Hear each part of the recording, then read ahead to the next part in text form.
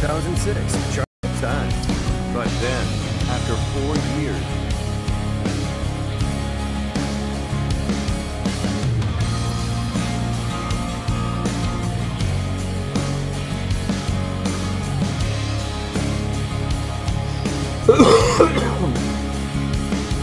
This Vuse makes me cough.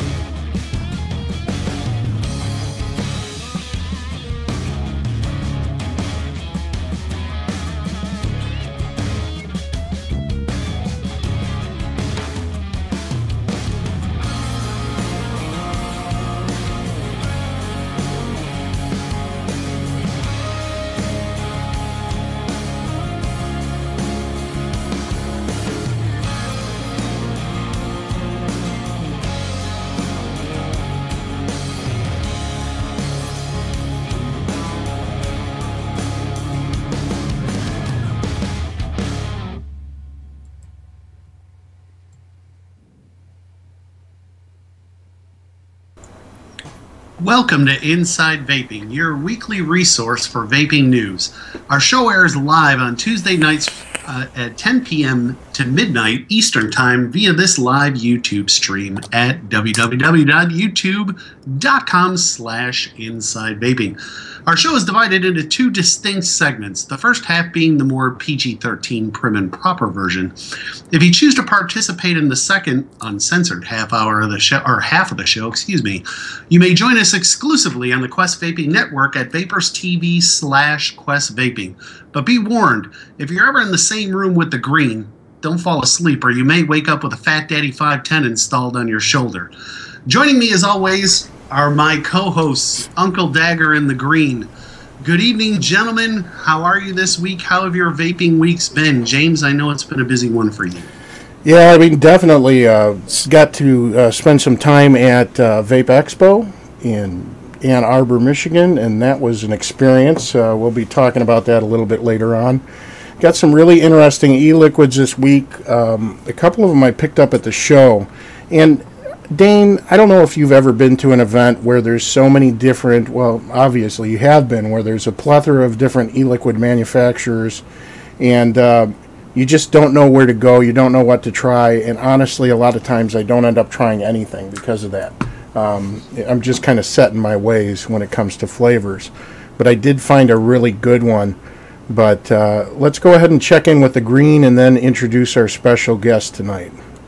Hello, Inside Vapers. How are we doing tonight? I just got here a few minutes ago, scarfed down some food, ready to have some fun with my buddies, Dane and Dagger, and our guest. It's going to be a good night. Yes, indeed. It is. A night to remember. So, speaking of our special guest tonight, tonight's special guest is the polarizing Duane Greene. Let's just get this out here. This is a man who placed 40th in the worldwide WWE Supercard video game tourney just last week. A true legend, longtime host on Vapers.tv, and reviewer extraordinaire. He's the man who's been trying to bring the mullet back for the past 20 years, best friend of man's best friend. How are you this evening, Duane? Oh my gosh, James. Special guest. If my name was Ed Greene, I could be Special Ed. Ooh, I see what you did there. Right. That title has been taken. I'm sorry, Ed. That already is Special Ed. I'm that's what we call super. him. Thanks for asking. He is. And yes, I am hungover from that tournament. It went from 3 a.m. on Friday morning until 9 p.m. last night. Wow, that's dedication, folks, right there. And I scored like just shy of 11,000 points, 3 points at a time. Wow. Yeah, I don't know if I could do that. Yeah. Oh my God. I still feel hungover, like I said. How many people were in the tournament? Oh, I have no idea. Hundreds of thousands. I'm trying. I pretty much just ground it out. I slept like 8 hours the whole weekend. Holy cow.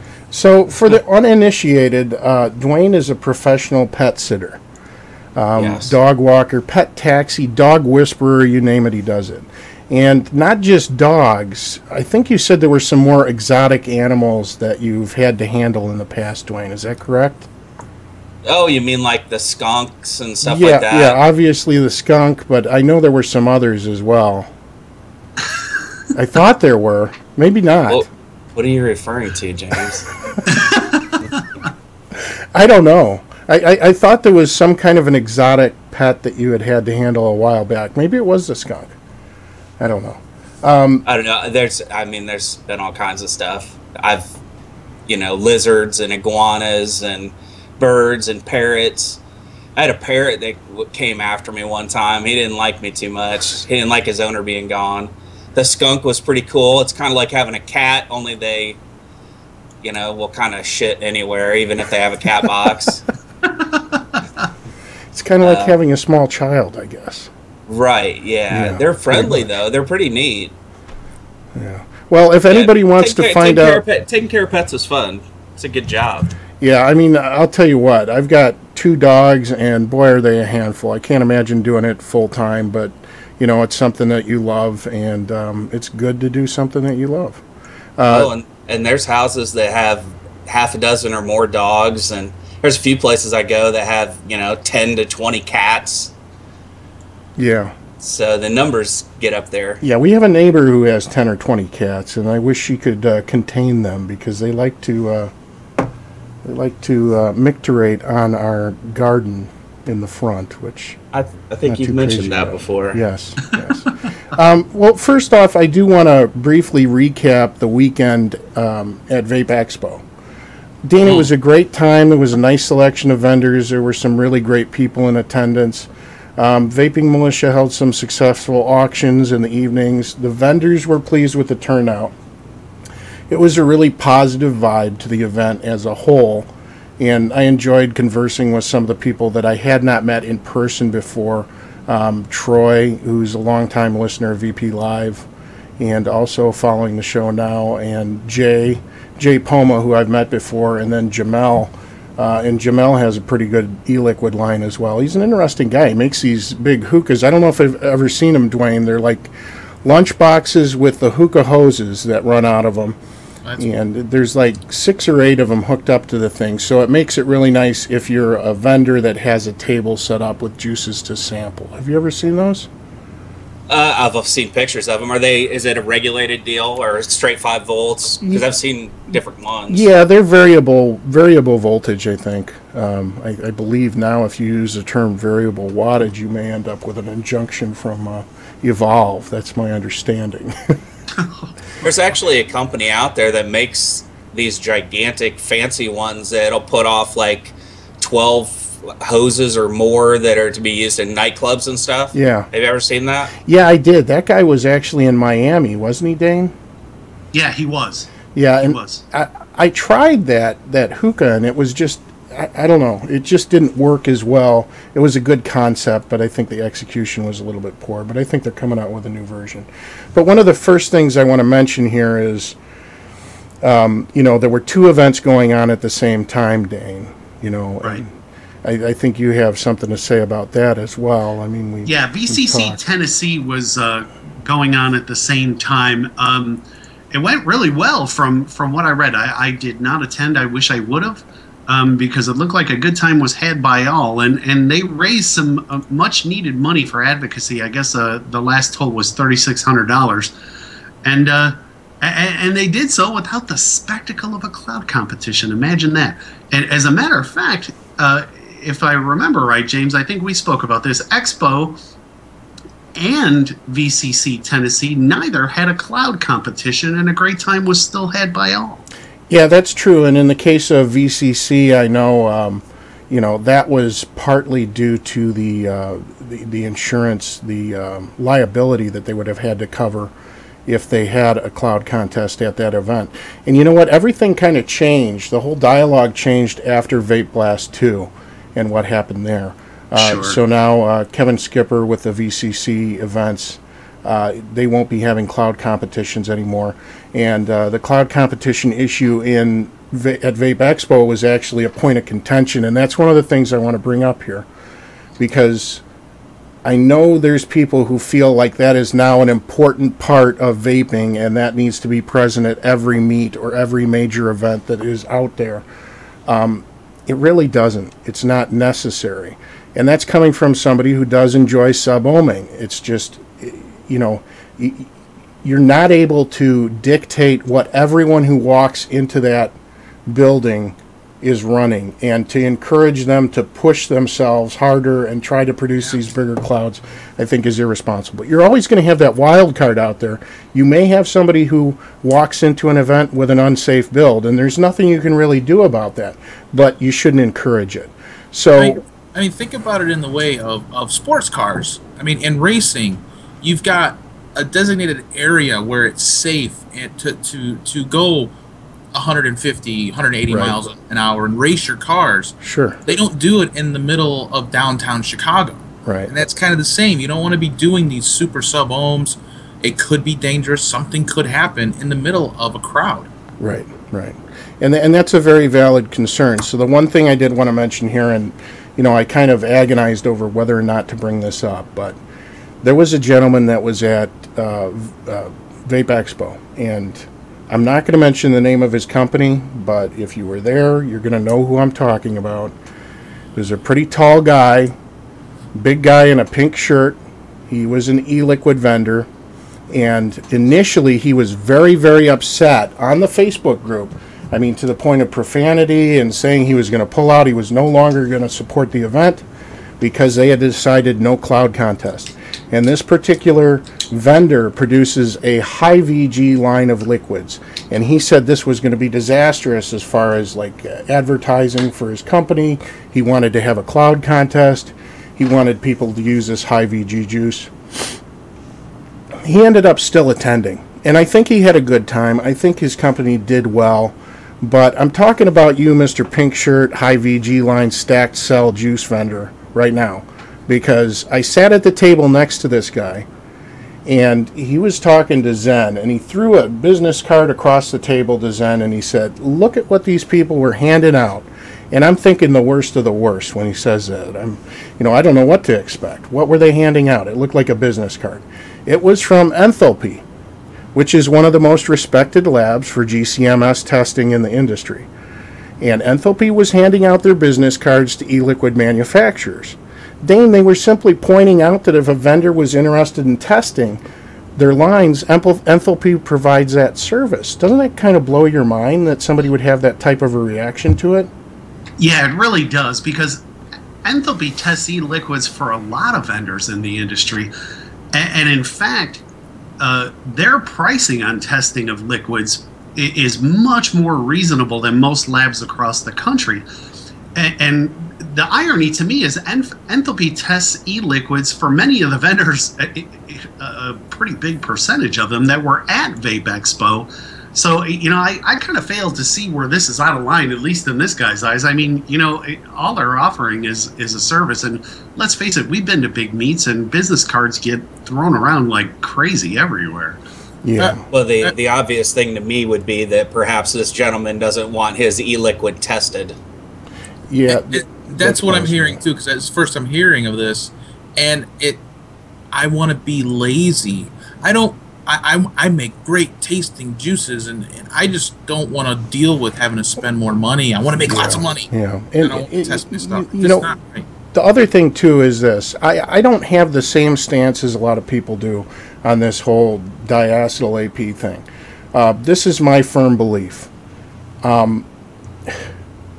It's obviously less harmful than smoking. We know that. Okay, that's been bandied about quite a bit. I'm not going to immediately stop vaping anything that has custard in the name, okay? I'm not. But this is the reality. Even if you, as an e-liquid vendor, don't believe that you need to make a change to be financially successful, or even, for your own peace of mind, think about it this way. What's happening? I mean, if you look at the generation that is coming up, the next generation, they're actually more health conscious than they were before, and we're a generation of smokers. We're the analog users, and we've made this transition towards a reduced harm alternative. The ones that are coming up after us are going to be even more health conscious than we are. So why not pave the way and try to get this testing done as quickly as possible? I'm not saying that it needs to be done overnight, but don't be resistant to it. I mean, this just really bothered me how adamant he was in that enthalpy was wrong by passing business cards out. It kind of surprised me. There's one in every bunch, James. That's true. So, before we get to the news stories, I know at least Dane and Duane, now we have two Ds on the show. Is. You both have Vuse. That's right. Jeannie said he has a Vuse. So what do you guys think of these things so far? I'm going to go ahead and start with Duane first. What do I think of it? I've only had it. I picked it up about 6 o'clock this evening, and I've been huffing on it ever since. Pretty hard here since the show started up. It's pretty neat. It's a little bit different than other ones. The connector on it isn't like a screw on it, just sort of snaps in place, sort of. It's kind of weird how that works. Supposedly when it gets low on liquid, it's going to start flashing the light at the end of it on me because there's a computer chip inside to tell it when it's low. I think it's starting to get low because it's not producing the vapor that it was. It's obviously a 1 milliliter cartridge. That's a 1 milliliter cartomizer, maybe slightly more, which is a little bit better capacity than what the Mark 10 is. Mm-hmm. I would compare it, favorably to what a Mark 10 is. The battery on it's a little bit bigger. This is probably a 320 or 380 mAh battery that's on here, compared to the 180 or maybe slightly larger that the Mark 10 is. They're both rechargeable, and this is one of the things that I think is pretty interesting. We hear battery safety all the time, that's what we preach about inside of our industry, and we're talking a lot of times about people that are doing things a little more unsafe with batteries. But what are the news stories that you see on TV about when it comes to ecigs? It comes to batteries that are exploding inside of people's computers, sure, and things like that. The chargers. Right. So what is Vuse and Mark 10 sending out with their ecigs? They're sending these tiny little, no wall charger or anything like that with any kind of a regulator on it or anything like that. So, ladies and gentlemen, expect a Vuse or a Mark 10 to blow up very shortly because when somebody's going to blow one up when they're charging. Yeah. So it's just funny that that RJ Reynolds and them, they're all after regulating how much liquid is inside of a cartridge and regulating the cartridge, and then they're completely ignoring the battery safety end of it. Yeah, what the hell? And I think there's still over-advertising capacity. Now, Dane, did you have a lot of the same observations that Duane did, or do you see any? Yeah, absolutely. There is a lack of information about these things. For a transitional product that they're marketing as a transitional product, they have these short little videos on RJ Reynolds' website, on the Vuse website, about the product, how to use it, how to charge it, and things like that.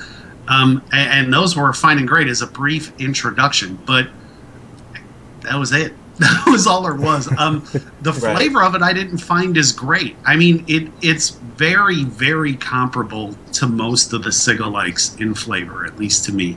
I would agree with that. And I think, at least in my opinion, I'm an ex-menthol smoker, so Enjoy menthols were a little better for me than the Vuse, at least in flavor. And really, that's not saying much, because this one really didn't have much. I had a couple issues initially snapping the connector together. I'm always the guy who doesn't rotate it to the right place and tries to put it together and it doesn't go, and then you have to stop and redo it again, or it doesn't seat all the way down, or something like that. Sure. But I'm going to keep putting it through the paces. I'll have a review video up on our website as soon as I run this thing completely dead.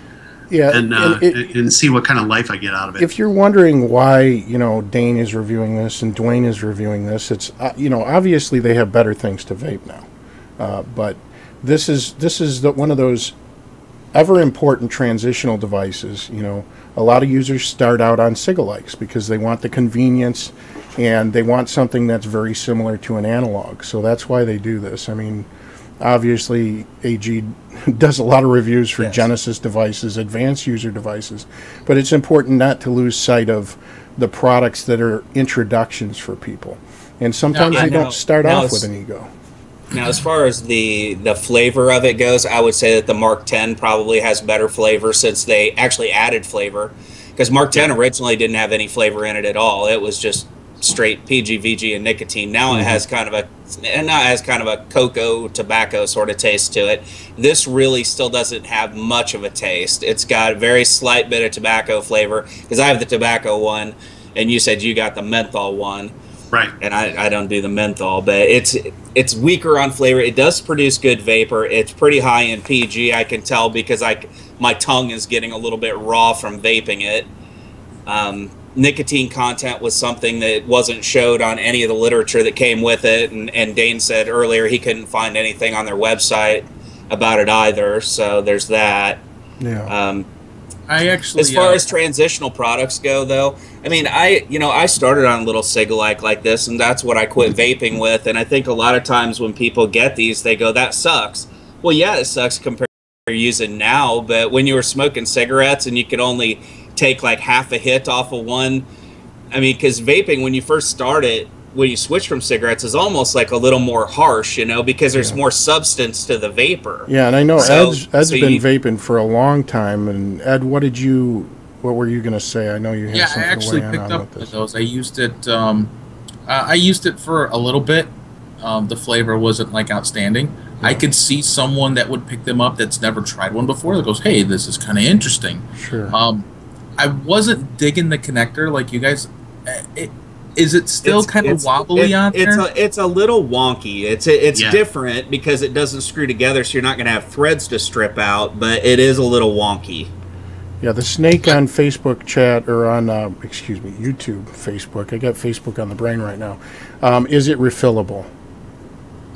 The cartridges, I suppose you could probably refill them if you pried the end off of it. Right. Yeah, they're not designed to be refillable. Sure, they're a closed system by design, but...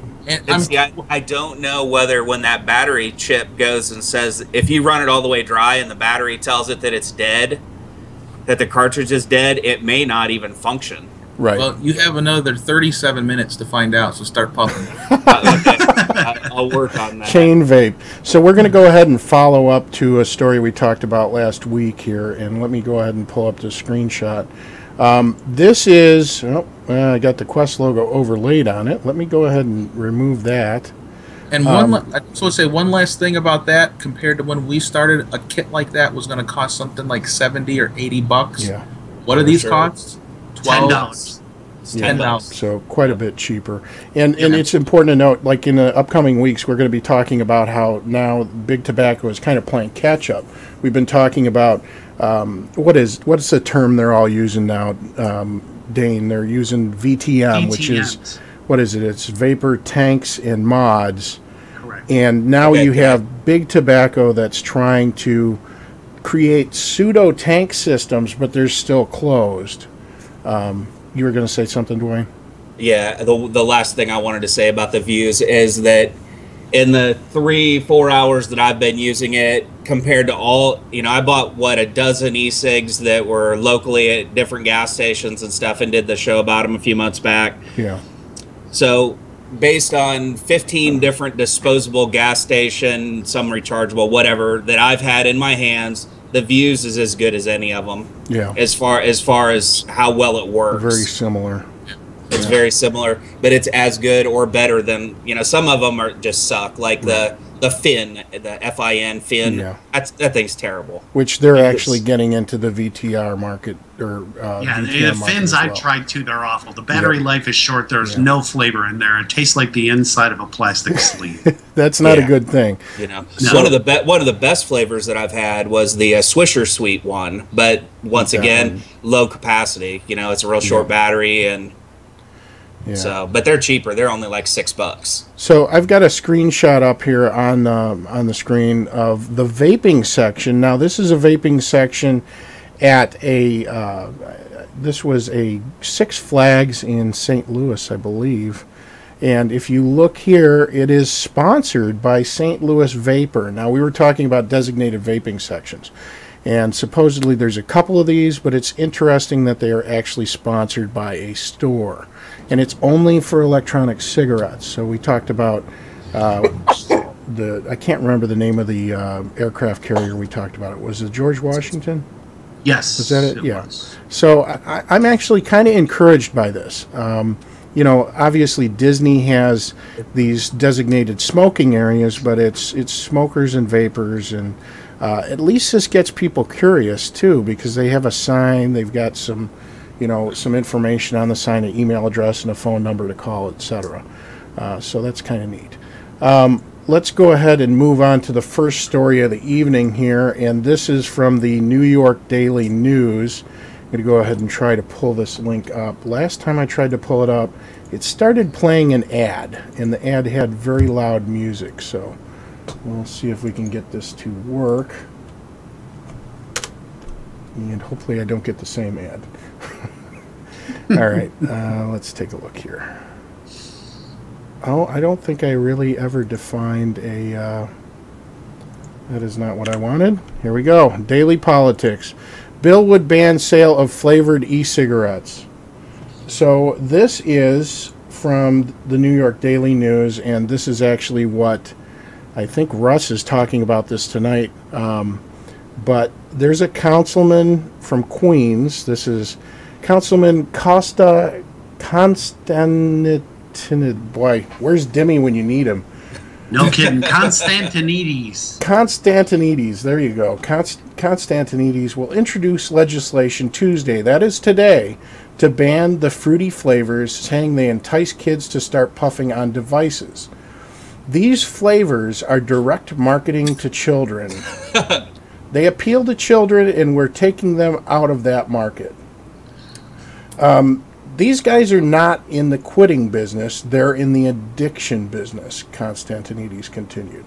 So, this is a classic example of how these things sometimes pass without opposition or notice. What I have here is I've got a screenshot of the agenda, okay?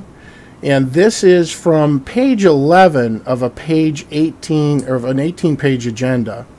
And this bill is buried among other bills that really don't, I don't know, they're kind of mundane, to put it bluntly. But this really shouldn't surprise anybody. I mean, I know recently Dane had a similar situation in his home state as well. Yeah, it's true. They added hours to a multitude of different bills, which were all types of infrastructure bills and new construction license bills. We were number 6B on an 8 list docket. So wow. We were buried in there, but good. Luckily, we knew that it was coming. But I can see how these get missed, because sure. Chicago was kind of the same way. It got slid in there, and it went to council very, very quickly. It was in a meeting before it was publicized. And then once the meeting was over, it goes to council chambers, and then the public comment period starts. And usually the warning is anywhere from 24 to 48 hours, if that. They like to do it on a Friday and then hold the public comment period on a Monday. We've seen this happen all across the country, and it's just more and more frequent now. Yeah. Yeah, and there was actually an update. Now, I know Greg Connolly reached out to them and had a statement. So this is an update from the American Vaping Association, a pro-electronic cigarette group. They hit the bill. Studies show that e-cigarettes, particularly flavored kinds, are effective at helping smokers move away from combustible cigarettes, said President Gregory Connolly. If Council Member Constantinides' bill becomes law, it will take away a valuable tool for New Yorkers looking to kick the habit. And that is exactly true. And I don't think, we keep seeing all this about how vaping is marketed to kids, Duane. And the crazy thing is they're actually saying that e-cigarettes are still a gateway towards traditional tobacco, and I just don't see that. I mean, what do you think? Do you see the next generation starting on e-cigarettes and then graduating to analogs? Because I don't know. I don't get the attraction there. I don't see them necessarily graduating to analogs, but we've heard in the past, kids aren't interested in all that sort of thing, and I beg to differ on that now. Yeah. I have a nephew that is a senior in high school, and he said that all the kids have them. Yeah. So for us to live in a bubble that think kids aren't picking these things up, and do we want to blame advertising and all the stories? And I don't know. Yeah. When the government starts telling you can't do something, what do kids do? They do it. You can't drink, you can't smoke, you can't do this, you can't do that. Oh, well, then that means I need to figure out a way how to do it without getting caught. That's true. And that's what kids do. So, the generational smoking thing, I think, has kind of come to an end. You're always going to have a certain segment of the population that does smoke. It's down now to 18% in the country or something like that. Mm-hmm. I'd wager to say that you're probably looking at 10 to 15% of the population will always be smokers. Whether there's vaping or not, unless they completely remove tobacco from being purchased at every single gas station across the country. Yeah. Well, and that's not gonna happen. We already know you can't make cigarettes illegal. But here's the question I gotta ask: is it any easier for a kid under 18 to purchase an e-cig over a pack of smokes? I don't know. How hard was it for them to buy spice and bath salts? If kids want something, they get something. Yeah. But that's if you wanted to buy weed, you probably aren't going to go knock on your neighbor's door. You ask a high school kid to get it for you. Because they're the ones that know how to get everything. If they want it, they get it. And is it a cool thing? Hey, I look cool. I look like I'm smoking. It's actually it is a little bit. It's turned into sort of a party thing where people, we used to, when we were in high school, we went to parties and drank beer and smoked cigarettes. Now they go to parties and they drink beer and vape. And that's actually better off for them. And their parents won't catch them because it won't smell like smoke. Right. except the bonfire smoke. That's how we always said it. Bonfire. Fire. Oh man. So Dane, we've got another story here, and this is one that's kind of a hot button subject right now too. And it is. It's the perception of vapers by the non-vaping public. Time Magazine recently printed a story by Claire Lower. She's a freelance writer, and obviously not a vapor. She had a lot of industry speak in this particular story, though, and I was curious as to how she got that. I don't know if it's just extensive research or good research on her part, or if maybe she knows a vapor, but I'll take a few excerpts from this story because it's a little interesting. Dear person smoking their e-cig next to me in this coffee shop, I really hate your e-cigarette. I'm proud of you for taking steps to quit smoking, and yes, I'd much rather you vape than smoke. Smoking is terrible, and I'm not calling for a sweeping ban of e-cigs. I realize that you're breaking no laws. You're technically allowed to vape indoors. In large indoor spaces, your habit is not such a big deal. But just because you're technically allowed to do something, that doesn't mean you should do it. In smaller spaces, spaces from which I cannot escape, in planes, cafes, and restaurants, you need to put that thing away. You're being rude, like eating a large amount of garlic before boarding a 10-hour flight or wearing strong perfume to an expensive restaurant. She goes on to say, I'm sure you're experiencing a sense of freedom, the likes of which you've never felt. You no longer have to brave the elements to get your nicotine fix. This must be especially nice if you live in an area with extreme weather. In the case of restaurants and cafes, you are interfering with food. Flavor is a combination of taste and smell.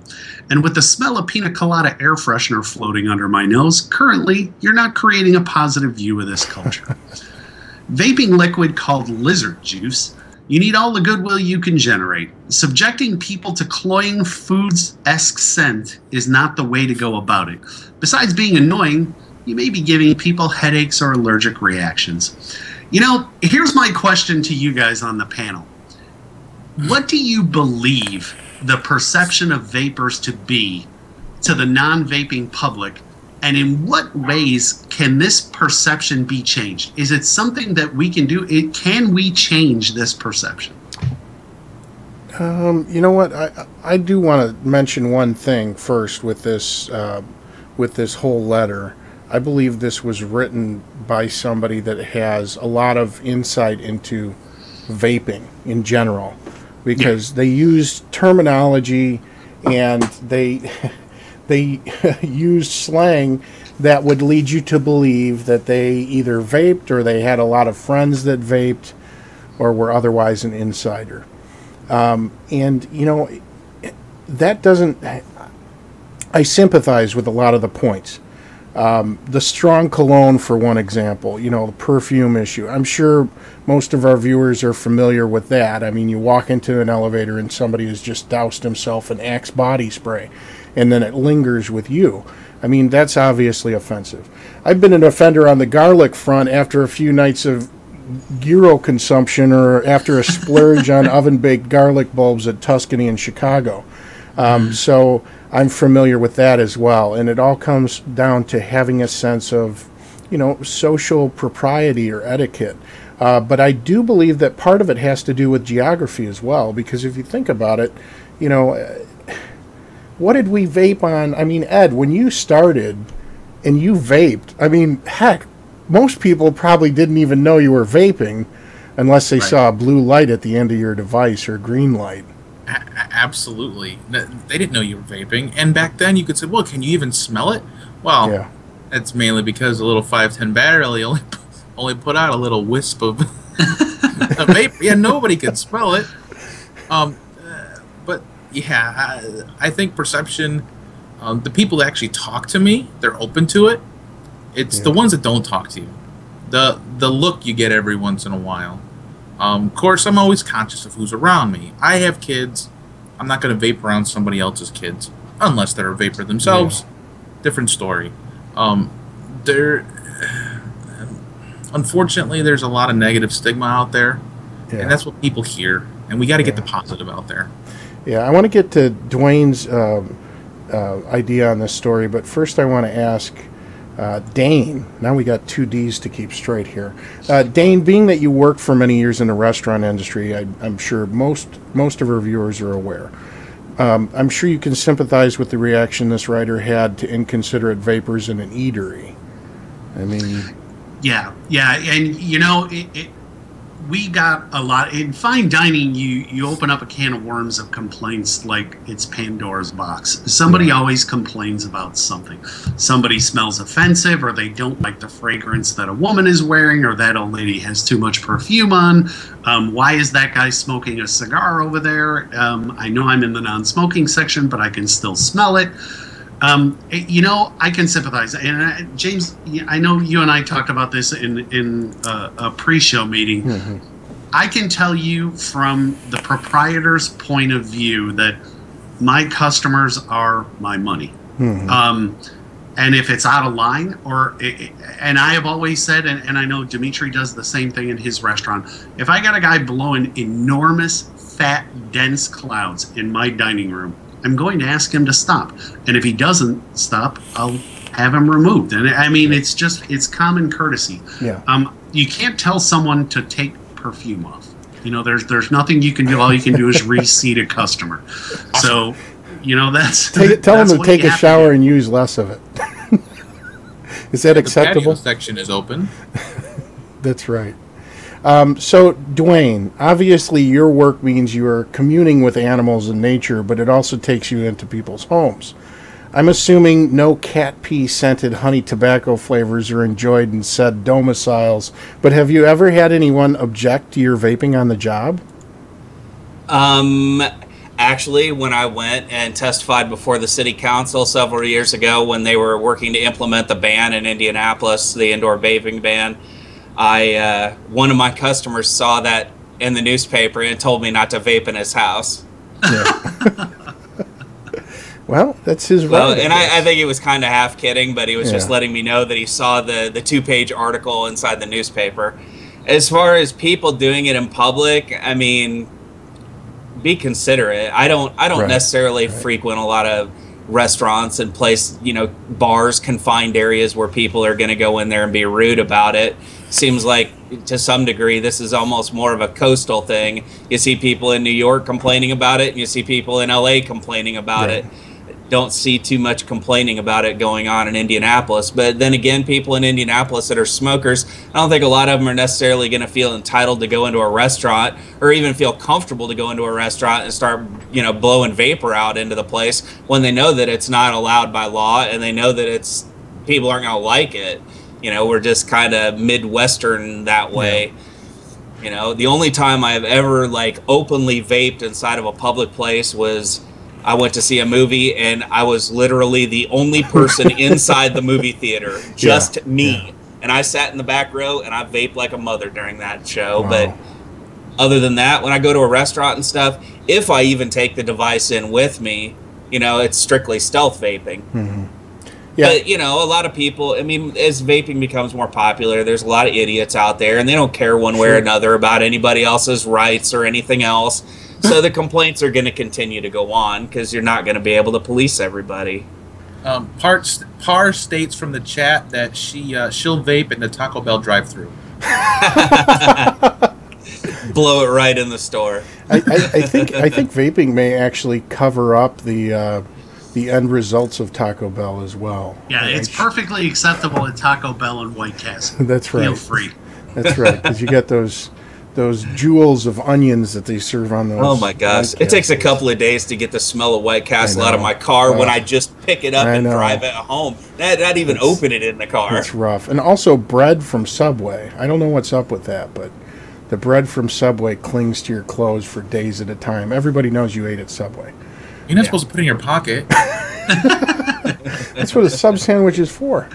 So he's compensating. That's right. So Ed, how about you? Have you had any experiences with this where you were told to stop because you were vaping too much in a public place or anything? No, like that? not at all. I'm usually so you're a considerate person. Yeah, I'm considerate with the people around me. Yeah. Depending on where we're at, I'll ask. Yeah. Especially if it's more of a bar-ish setting. We have a nice little sports bar right down the street from us where we go and watch the Bears game, go Bears, and they allow it. They don't mind, but yet I don't want to be rude with it. I'm not going to blow a cloud straight up in the air when I got people behind me trying to watch the game. I actually have a little picture here for everybody to see. And if you notice, I have a caption, dramatization, inconsiderate vapors pictured were unpaid volunteers. So there you go. But this is an example of exactly what I'm talking about. I'll tell you what, even if I'm at a vape expo, I don't like it when people do this. Like if a stranger just walks up to you and he's talking to you, or he's talking to somebody else, and then all of a sudden there's just a cloud enveloping your face. And maybe or maybe not, there's a little stench of halitosis on the back end of that cloud. But it's definitely not pleasant. Now, these guys here, they pose for the pictures, are my buddies, and we are inconsiderate with each other, but we try not to be inconsiderate with everybody.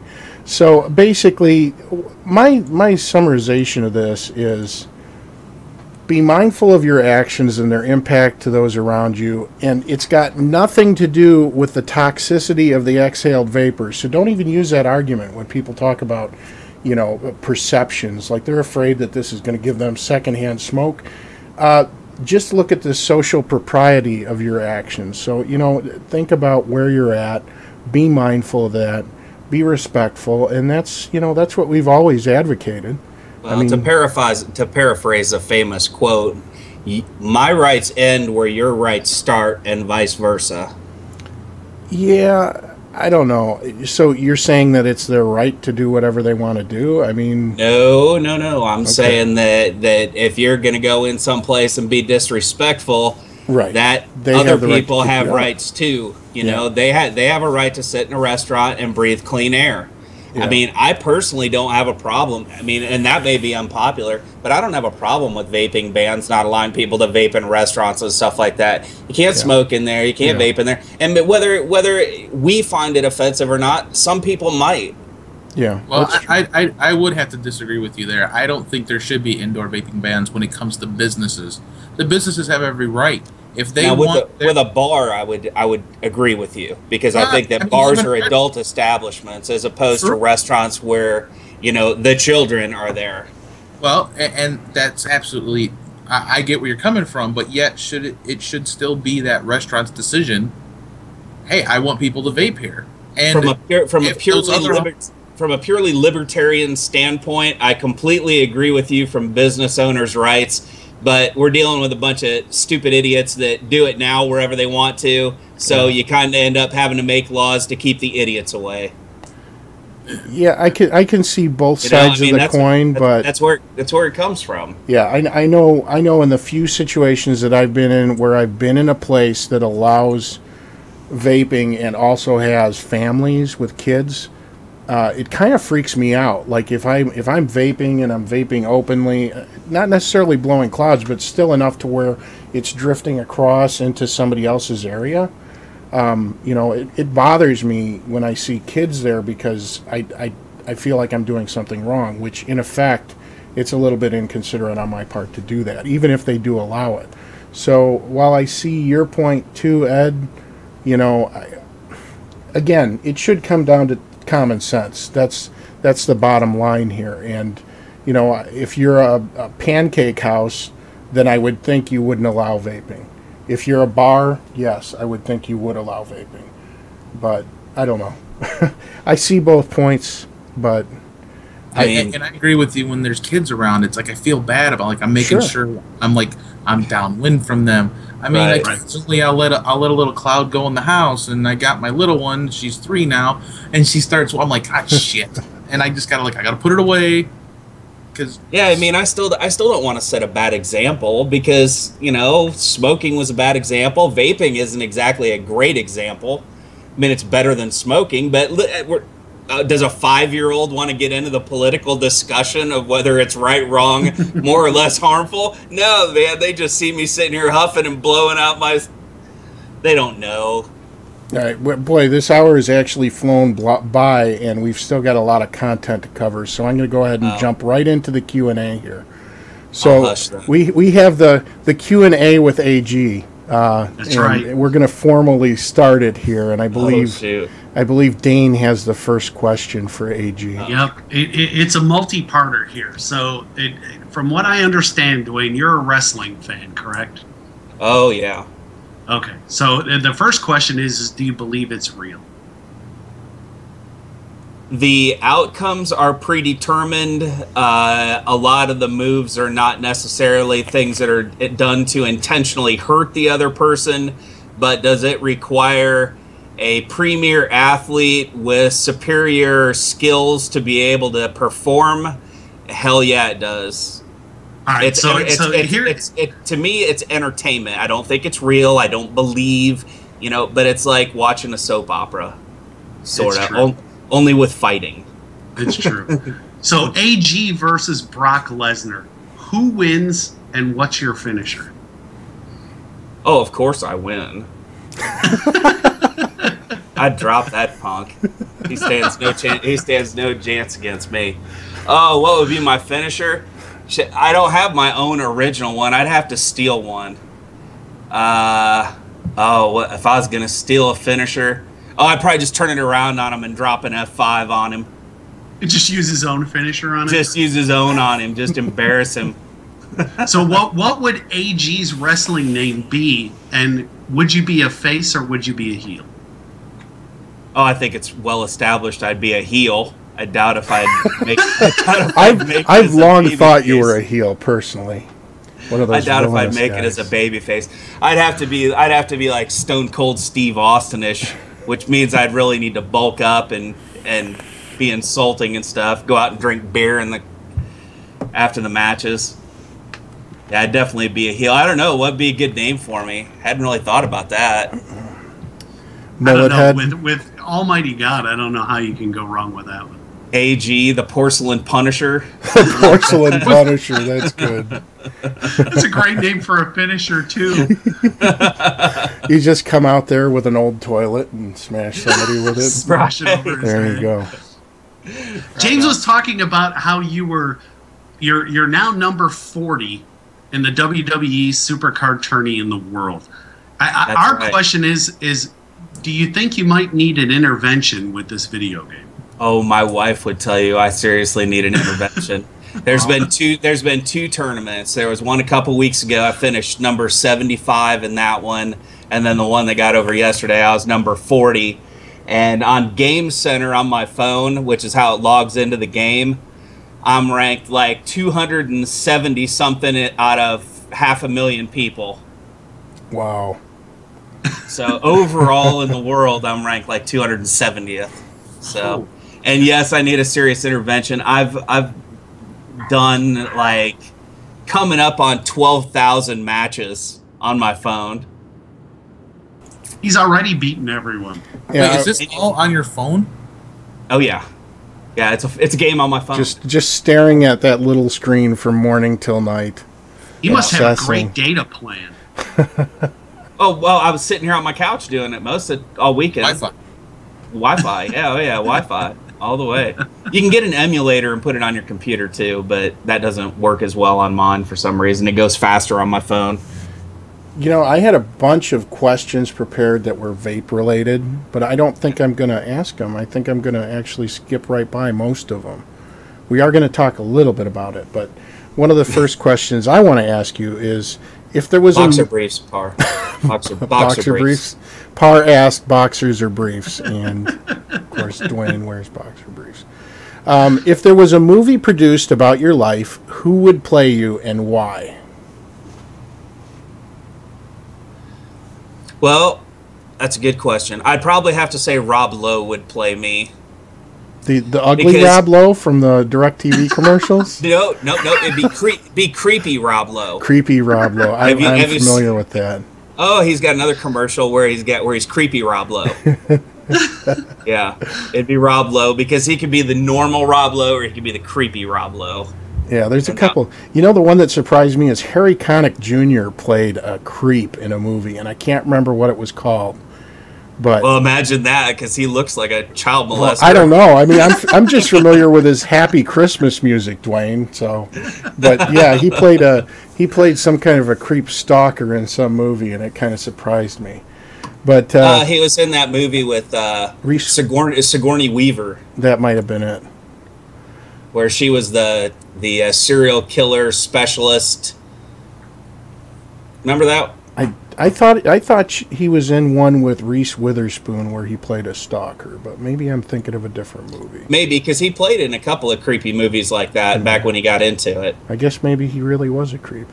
Maybe it wasn't the Sigourney Weaver movie. It must have been something else. Maybe you're right. Maybe it was a Reese Witherspoon. Would you rather be liked or respected? Shit, I'm neither, so I really have to pick one of those. I think you're respected by the people that you care, you know, the people whose opinion you care about. For the most part, they respect you. And if there's one thing I can say about Duane, it's that he's not afraid to speak his mind. And that doesn't necessarily mean that you're going to agree with his opinion, because a lot of times it's going to be different. But he's got a lot of knowledge, especially in different areas of rebuildables, and a lot of maybe outspoken opinions, but nonetheless, it's his right to have those opinions. So, I mean, honestly, I make fun of the whole, I'm the heel and all that, but sometimes, that does bother me a little bit that sure, I don't feel like, but I'm not the most social person in the world, even though I have Facebook and all that stuff and I follow it and things. I'm not, I don't involve myself in PMs with hundreds of people or spend hours on Skype chat or, go watch the shows and sit there and chat with everybody. I don't know. That's just not me. And yeah. I don't know if that bit of standoffishness that I have gives out the wrong impression sometimes, because I don't think I'm a bad guy, but I am opinionated when it comes to things, just like a lot of people are. You're like Jessica Rabbit, because you're not really a bad guy, you're just drawn that way. That's the way I look at it. Right. Right. So and I have a set. So let me ask you this. What was the last gift you gave someone? The last gift I gave someone? Hell, I don't know. A venereal disease does not count. You have to save that for the after show, Dane. It doesn't count as a gift. Shit, I don't know when the last time I gave something away was. It's probably antisocial and cheap. No, it's just been a little while. It's been kind of one of those summers. Last gift I gave. Oh, I know what it was. My son's birthday wasn't too long ago, and I gave him a TV. Now that's a pretty nice gift. Yeah, it is a decent gift. I like TVs. So I was watching your show a few weeks ago, and Doc Dave was on your show. And for those of you who don't know, Duane does a show called Vaping with AG, and it is watchable via vapingwithag.com. He simulcasts on like 3 or 4 different networks on vapers.tv, and that is Monday night from, is it 8? It's 8 Eastern, 7 Central. Okay, and it's an hour-long show. But you were on with Doc Dave, and you guys had an interesting exchange about nic levels in e-liquid. What nic level do you vape? I use 24 milligram nicotine. Wow. And what's your setup to use 24? Not a Vuse. Which is what I would be using if I was using 24. Currently, I have a copper by the Iron Mod with a Bliss Special, and it's running at, 0.8 ohms on a UWIC Genesis style atomizer. Wow. Yeah, that's going to have a heck of a throat hit. So I will show you this now, because these are some of the last ones in existence, apparently, and I know you guys did talk about this. But there's a lot of e-liquid companies that have stopped making high milligram juice. And by high milligram, I'm talking about, well, some of them have stopped making anything over 12. But with the case of 5 Pawns, I don't know. Duane, do they still make 18? Is that what they said? They're still going to do 18, but 24, at least of the flavor that I vape, theirs is going to be gone. I think you have a delay here, but these are the last 3 bottles, Duane, of 5 Pawns. There is a delay. I've been waiting for the picture. Signature Series Gambit in 24 milligram. And I was informed these are the last bottles that Giant Vapes has and will ever see. And those are headed to you. Because get out of here. Yeah, they are. Because you've been a very good friend to me over the years. Even allowing me to flip a set of GGs that I only had for 2 weeks. But he never let me live it down, I will say this. I did let you live it down. We made even at one point. But occasionally it's still brought up, just as kind of a little dig. That's awesome, James, because I only have like this much left inside of a bottle. Yeah, well, that's good. You should enjoy it, because you're not going to be able to get 24 milligram anymore from them. Well, thank you, James. Sure, no problem. I'm touched. I don't Save that for the after show. I don't really get a lot of gifts, and sometimes I have trouble figuring out exactly how to be graciously accept them, because I don't get much given to me. Just vape it. That's all I want you to do. Oh, thank you. So this is an important question, okay? what do you like to wear when you go to work? And I know the answer already, but I always think it's entertaining, so I want to hear you say it. My blue shirt? Yeah, but what else? What, my jorts? Yeah, jorts. Talking about my jorts. Duane loves his jorts. Oh man, so that's they're kind of a necessary evil with my job, you know, because I used to wear like khakis and stuff like that, but man, you get a cat sit down on your lap with a pair of khakis on, and your legs get all scratched up. Yeah, and the same way with dogs jumping up on your legs and stuff. It's almost like it was jorts or wear long pants, right? So and he wears those jorts until I don't know. I mean, you wear them after there's snow on the ground, don't you? I mean, you're pretty much in those things for a long time. I wear them until it's going to be like 40-degree average every day. Yeah. Oh yeah, I wear them until it's pretty cold outside. I'll have like 3 jackets on and a pair of shorts. Okay. Evil Woman wants to know what a jort is. Apparently they don't have jorts in Canada. Those are jean shorts. Jean shorts. Yeah, I thought everybody knew that. They go really good with my jean jacket. That's very John Cena. I don't have a jean jacket. I know, right? Just like John Cena. So I strip my shirt off when I walk outside. Very dramatically. Okay, so we do have we've got Neil Helland in the room, and Neil sent me some liquid, and I just want to, you know what? I haven't tried it yet, but these flavors really smell great, and I've never seen bottles quite like this. They're pretty interesting.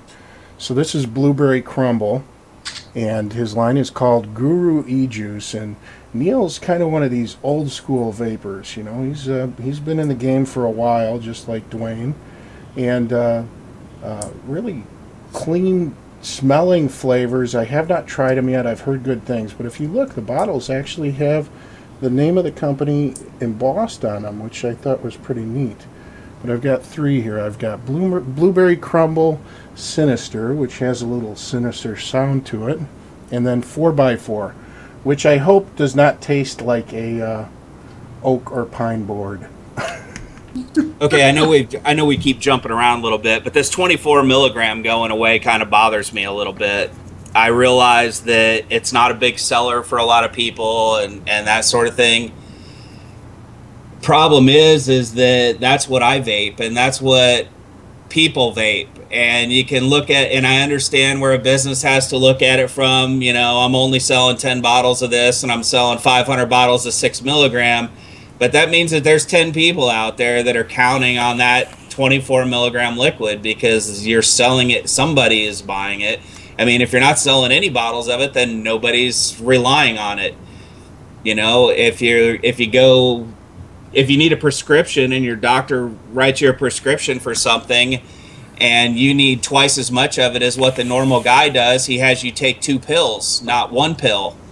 If I need 24 milligram, I don't want to vape twice as much. I want to be able to get 24 milligram. Yeah, and that's the thing too. The other component to this is that it's cheaper for them to make lower nic strength as well. I'm sure the main reason they're doing is that it's not selling as well, and I would chalk a lot of that up to the fact that there's a lot of people make less. Yeah, don't make as much. Make less. Yeah, after all, if it's all steeped in little oak barrels, you should be able to make less. Just get a smaller barrel. And the deal is with the glass bottles now. I mean, I've showed. Have you ever seen? Did I ever show you this, James? Where I have a. Where's the bottles at? I don't know. I'm seeing your shiatsu massager right now. Hold on a second. I'm trying to grab the bottles. Okay, this is something that I've had people say, "Oh, you're full of shit." Okay, this is a bottle of e-liquid that is a year old. Yeah. See what color that is? Oh yeah, it's kind of an amber color, which is the color that it normally turns in about what, 2 months? This is the color. This is virtually the color it was when I got it. Right. Maybe just a little bit darker. Yep. This is the exact same liquid from the exact same shipment made on the exact same day a year ago. Yeah. Same flavor and everything. So Anybody that thinks that a glass bottle doesn't make a difference if you're going to have some liquid that you like but don't vape all the time. There you go. You know, glass bottles do make a difference. Yeah. So it's not like if a company makes 24 milligram liquid, puts it in a glass bottle and sits it on the shelf, that it's going to be spoiled in 6 months. Mm-hmm. You know, it's still good. Yeah. And especially when you have these juices that have like citrus and other things like that, that can very easily break down the material in a plastic bottle. I mean, there's like PET and then there's another type of plastic, but neither of them seem to hold up to things that have a lot of anise flavoring or citrus very well.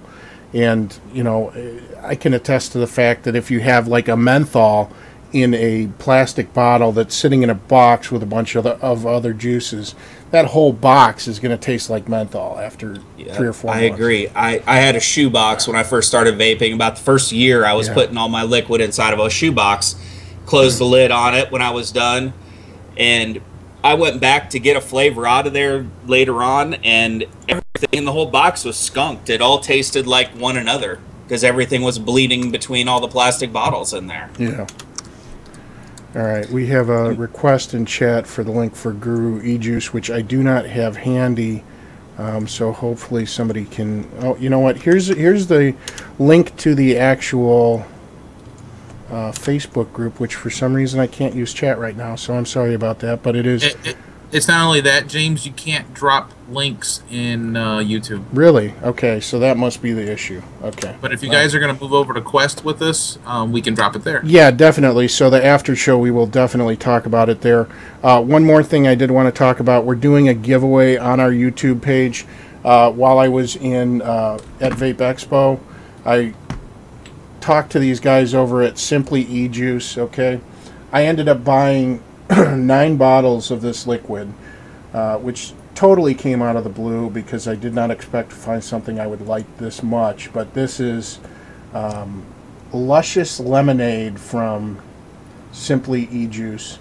And that's on our Facebook page, by the way. Yeah, on our Facebook page, and I will get the link in the description so you can go enter the contest. It runs until Friday, so the people who are live in the room can enter.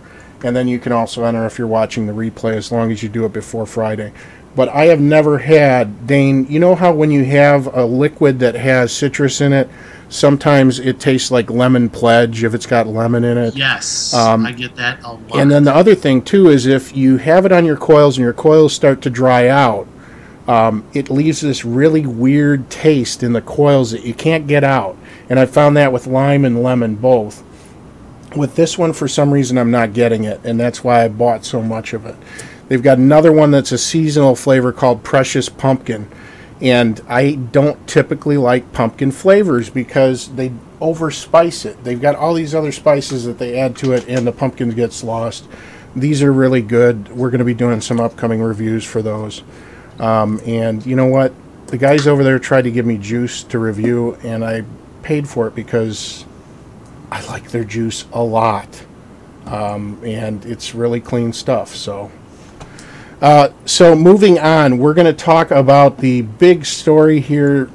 I listened to Joe Rogan. Now, I know, Duane, you are a fan of podcasts. You know, anytime I'm in the car, it's a safe bet that there's a podcast on. I'm a huge fan of Kevin Smith, Joe Rogan, Ricky Gervais. Now, I know you're a huge fan of Adam Carolla. Is that correct? I like Adam Carolla. Yeah. I mean, as far as huge fan, I listen to his podcast. I find him amusing. Yeah.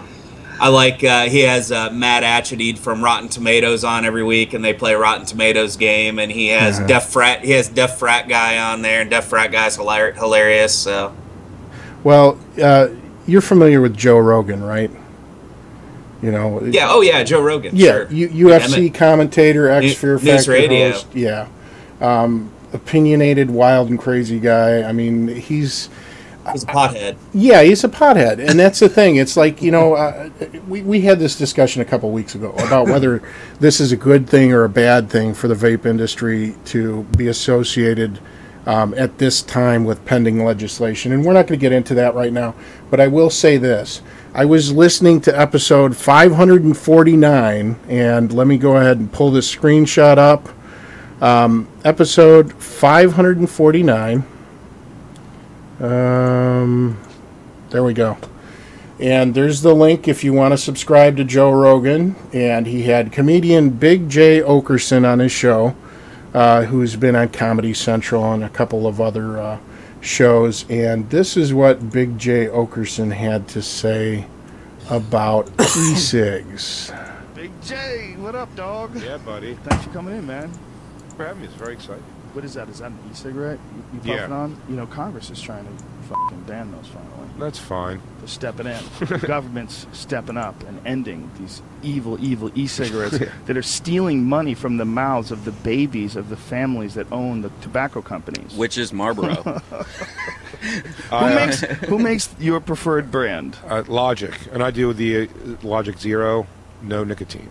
So now That's no nicotine. Yeah. Oh, I see. So it's like just a habit thing. Crutch, yeah, but I haven't. I actually looked yesterday. I'm like 29 days from a year. That's interesting. That's interesting. Like a zero tobacco thing that just fills the habit because you got a habit of pure puffing. water vapor. Yeah. Wow, and there's no feeling whatsoever. Do you get like a little mental thing that happens? A mental thing, yeah. When Coming I get the itch soon to to go, theaters. like What the is things that? I've always wanted to do. What are you putting up? They just, New York just said that now e-cigarettes are allowed to have paid commercials during movies now. And What? this has not, they haven't had that for 16 years since regular cigarettes were Wait a allowed. minute. You mean before the movie plays? Yeah, like paid product placements. Oh. But wait a minute, that's not a product placement. Is that before the sorry. movie or in the movie? Paid product placements in films has been off limits for tobacco companies for 16 years. So now they're allowed to have paid, like in movies, they're allowed to be paid.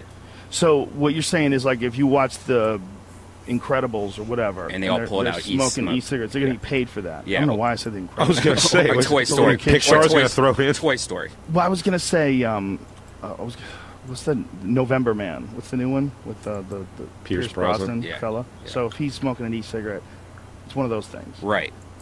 If he gets paid to do it. That's so weird. That they do that on television. Like you'll only be able to use like Mac computers on some shows. It's so weirdly obvious too. I used to Yeah. remember American Idol. Like every judge happened to be drinking a Coke, turned out to the right. Yeah. So basically, one of the first things I want to call attention to is the fact that Jay Okerson obviously started with e-cigs. He weaned himself down to zero nic, and now the only remaining vestige of his habit is that hand habit. And I've talked to more than a few people who have had similar experiences where they're actually now using zero nic. Actually, one of my friends from Pennsylvania is using zero nic, and he's still vaping. He's vaping on a Genesis tank. He actually bought a Copperhead from Dino, and it's crazy because he's loving it. And he was a smoker for like 42 years, something like that. But that's true of a lot of people. And I wondered, Duane, have you ever noticed that people sometimes compulsively smoked in awkward social situations, or sometimes when they had nothing to do, they'd light up? Did you ever notice that? Yeah, like me. Well, the crazy thing is, in many cases now, they've replaced that hand habit with a new one. So we still have a crutch, in effect, in awkward social situations. I can't tell you how many times I've been in the elevator and you got that awkward silence going on, and everybody pulls out their phones and they're all just like looking at it, willing somebody to call them, text them, mention them, tweet them, something. So it's sometimes bad enough, and my wife has told me this as well. I mean, it's to the exclusion of those who are physically present with them at the restaurant, at the kitchen table, at a social gathering. They now have replaced one thing with another. So this is the new hand habit. That's my take on it. But Okerson was able to, use a 0 milligram e-cig successfully, when he'd go to a bar and he'd be around people that were smoking, or, he'd be outside with people who were smoking, because I think he lives in New York. I mean, he was able to actually still vape and not have to smoke. So I think that's great. Yeah, Yeah, I think mine's more of an oral fixation, and I don't really like the thought of the alternative. Yeah. Yeah, you know what? It almost seems like people were more approachable and less absorbed when they had cigarettes hanging languidly from their hands than when they have a cell phone, too, because it's kind of it's not social. There you go. You're very approachable when you're doing that. Yeah? I look more social that way? You do. You do. Should I hold? You look like Steven Dorff. Oh, man. We call Ed the poor man Steven Dorff here on this program. Okay. Yeah, see, I can see that. That was a nickname he got. Yeah, I think Dimitri gave him that nickname as well. I believe so. I can see that. So all he needs is a beach. So the International Business Times had an article about ecigs making their way into Hollywood movies. And I'm not going to pull up the link here on the screen because I think it's going to mess up my screen if I do that. But basically, and they even mentioned it in the audio clip, he said it was something like 16 years. It's been almost 2 decades since tobacco had paid placement in a Hollywood feature film. And now you can pay for advertising in a Hollywood feature. So there's a new adaptation of William Shakespeare's Cymbeline, which has the main actress, Mila Jovovich. Some of you might remember her from, I think it was the Resident Evil movies she was famous for, as well as she was in one that, I don't know, Dane, you probably know this one. It was a sci-fi epic, and I used to love it. It was with Bruce Willis and Mila Jovovich. The Fifth Element? The Fifth Element, that's it. I love that movie. But this Canadian company, Smoke Stick brand e-cigarettes, basically bought time in this movie, and they're saying... No kidding. I didn't even know Smoke Stick was still around. Yeah. I hadn't heard of them in a while. I was kind of surprised by some of these companies that have purchased time in upcoming movies, because I've never heard of them. And maybe that's the whole idea. They're thinking this is a way to get exposure for a company that was otherwise unknown. But this is what they said in this International Business Times article. I don't see a problem with glamorizing something that saves lives. That's Bill Marengo, Smoke Stick's chief executive. Okay, but here we go. Nancy Brown, CEO of the American Heart Association, said in a statement, recent studies raise concerns that e-cigarettes may be a gateway to traditional tobacco products for the nation's youth and could renormalize smoking in our society. And there is the key. We talked about perception. The key is that it doesn't matter to them whether it's smoking or vaping at this point. It is that perception. And it's a perception that you are smoking even though you aren't. So I'm not going to say that it isn't going to be an uphill battle, because I think it is going to be.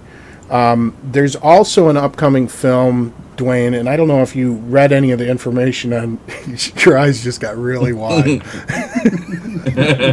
It freaked me out a little bit. It's like you're trying to wake me up. You keep going, Duane. Yeah. Wake up, Duane.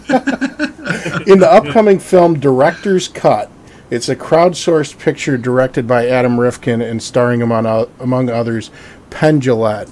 Yeah, that's the crowdsourced movie that Penn Jillette made. Yeah, so mods and rebuildables are going to be featured in several scenes in the film, apparently.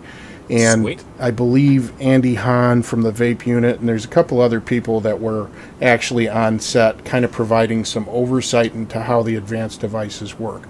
Is that the movie that Doc Dave didn't know the name of? That he was dropped the name? I believe so. I believe so. Because after I watched your show, I went and talked to Andy, and Andy told me that was the title. So okay, because Director's Cut. Yeah, I listen to Penn Jillette's podcast too, and he's always talking about it. Yeah, I believe this is going to be one of the first movies to feature like advanced personal vaporizers. You know, obviously we've seen a lot of cig-a-likes in television before and some movies, but you know, and that led to the question which I already asked. Basically, do you think e-cigs are a gateway to analogs? And I don't think they are. I don't think they are for the younger generation. I don't know how they could be, because vaping and smoking are drastically different. Yeah. You know, anybody that likes vaping, give them a cigarette and they're going to take a puff off of it and say black and throw it away. Yep. Yuck. Well, that is it for our first half of the show, which has actually gone a record almost 82 minutes at this point. So, but we did have a lot to cover, and I'd like to thank our guest Duane for being on. Thanks for having me, James. Sure, and hopefully you can hang out. And Dane and Ed. Yes. Yep. Hopefully you can hang out for the uncensored portion of the show. I can. All right, good. That's what I was looking forward to. Ooh. And I'm still trying to suck this Vuse down, but it's being persistent. It's hanging in there. Oh my gosh. All right, any closing words there, Dane? Not really. Everybody have a great week. Be sure to like our Facebook page. The contest is there for the e-liquid. We also have a pretty killer site, InsideVaping.net. We'll have our SoundCloud episodes up there, as well as the video replays from YouTube as well. Short little bios of us on there. Ed Greene. Except for Ed. Right here. Did Ed write out his bio? It's at the top of his list. Oh, wow, look at that. He has an old-fashioned to-do list. I got stickies all over the place. We appreciate the swell we've had, especially in the past week, of new subscribers and new viewers and all of that great stuff. And we certainly appreciate it. Thanks for all your comments as well. We try to read and listen to every single one. Yeah. And feel free. It is just as much your show as it is ours, and we are very appreciative that you are along for the ride. Yeah, and this thing is a work in progress, so if you got any suggestions, go ahead and lay it on us. It is a whip. And on my show, yes. I do not read your comments, listen to your comments, really give a crap about anything you have to say. The complaints department is permanently closed. So if that kind of show appeals to you, it's on Monday nights at 8 p.m. Eastern on vapingwithag.com. Yes, indeed. And their unofficial mascot is the beautiful Katy Perry. That's right. Yes, we can't forget about her. So thank you, everybody, for watching this evening, and hopefully you learned something from this. And please check out the website, too, because I'm going to see if, Dane, do you think we can throw the HTML code for the contest up there? I believe I have some code snippets to throw it. So, all right, we will see you guys next Tuesday. So take care, everybody. Bye-bye. See ya. Bye-bye.